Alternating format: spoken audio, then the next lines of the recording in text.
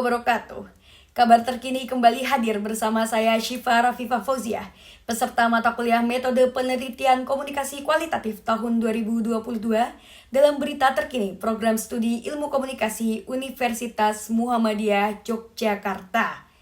Baik pemirsa, informasi hari ini Sabtu 28 Mei 2022 akan membahas mengenai analisis penelitian. Informasi pertama yang akan kami sampaikan yakni mengenai analisis framing. Framing merupakan salah satu teori efek media massa yang menitik beratkan pada bagaimana isi media tersebut disajikan, sehingga tidak hanya berpusat pada efek yang terjadi pada halayak. Dalam penelitian komunikasi, analisis framing telah banyak digunakan oleh para peneliti untuk mengkaji berita dan jurnalistik terkait peranannya dalam membentuk interpretasi media tentang realitas dan pengaruhnya terhadap halayak. Analisis framing yang paling populer adalah pengembangan analisis framing yang dilakukan oleh William E. Jameson. Jameson melihat wacana media massa, khususnya pada berita, terdiri dari sejumlah kemasan melalui mana konstruksi atas suatu peristiwa dibentuk. Kemasan tersebut merupakan skema atau struktur pemahaman yang dipakai oleh seseorang ketika mengkonstruksi pesan-pesan yang disampaikan dan menafsirkan apa yang diterima.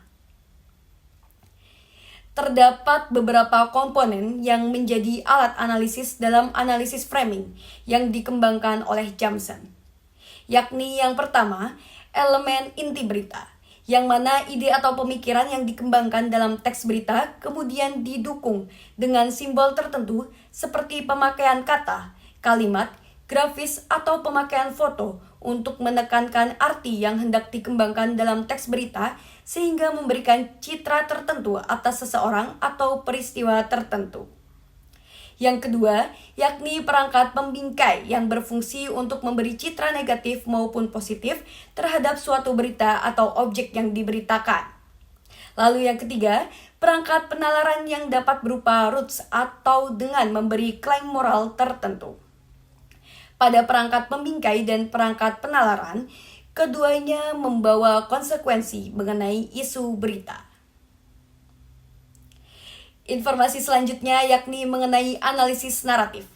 Analisis naratif ialah bagian dari kritik sastra yang melakukan pendekatan terhadap teks dengan menggunakan kategori-kategori struktur penyusun suatu kisah seperti plot, narator, tokoh, pembaca, sudut pandang, waktu, dan tempat.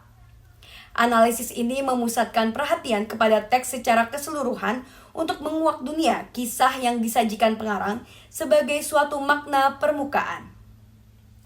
Analisis naratif diperlukan karena pemahaman atau penafsiran terhadap teks dapat jatuh entah dalam bentuk romantisme historisme atau dalam bentuk formalisme. Dengan analisis naratif, teks diperlakukan sebagai wacana yang otonom terhadap pengarangnya tanpa menyangkal bahwa dunia teks yang diciptakan pengarang itu menjadi cermin bagi pembaca untuk melihat dunia yang sesungguhnya. Maka dari itu, target pendekatan audiens bukanlah apa yang terdekat pada belakang teks, melainkan apa yang ada di depan teks yang hendak diperlihatkan pada pembaca. Analisis naratif dapat terlihat dengan mengamati sinopsis, alur, narator, tokoh, latar, dan segala hal yang terlibat dalam cerita. Analisis naratif sangat kontributif terhadap perolehan makna permukaan tanpa memperhitungkan temuan historis kritis, psikologi sosial, dan lainnya. Sehingga keterbatasan analisis naratif ialah evaluasi kisah, kriteria penilaian baik buruk dalam kisah atau akan terbatas oleh sudut pandang pengarang tersiratnya. Baik pemirsa, beralih pada informasi ketiga, yakni terdapat informasi mengenai analisis semiotika. Semiotika merupakan suatu disiplin ilmu dan metode analisis yang dapat mengkaji tanda-tanda yang terdapat pada suatu objek untuk diketahui makna yang terkandung dalam objek tersebut. Analisis semiotika telah menjadi analisis yang populer untuk meneliti isi dari media massa dan telah banyak digunakan oleh para mahasiswa ilmu komunikasi dalam meneliti makna dari pesan yang termuat dalam media massa. Menurut Littlejohn dalam bukunya Teori Komunikasi Theories of Human Communication edisi 9, Semiotik memiliki tujuan untuk mengetahui makna-makna yang terkandung dalam sebuah tanda atau menafsirkan makna tersebut sehingga diketahui bagaimana komunikator mengkonstruksi pesan. Demikian pemirsa, informasi mengenai 3 analisis penelitian yang dapat saya sampaikan. Atas nama seluruh kerabat kerja yang bertugas, saya Syifa Rafifah Fauziah mohon undur diri dari hadapan Anda. Tidak lupa kami ingatkan untuk bersama kita mencegah penularan COVID-19 dengan selalu mematuhi protokol kesehatan yang dianjurkan. Selamat beraktivitas, sampai jumpa. Wassalamualaikum warahmatullahi wabarakatuh.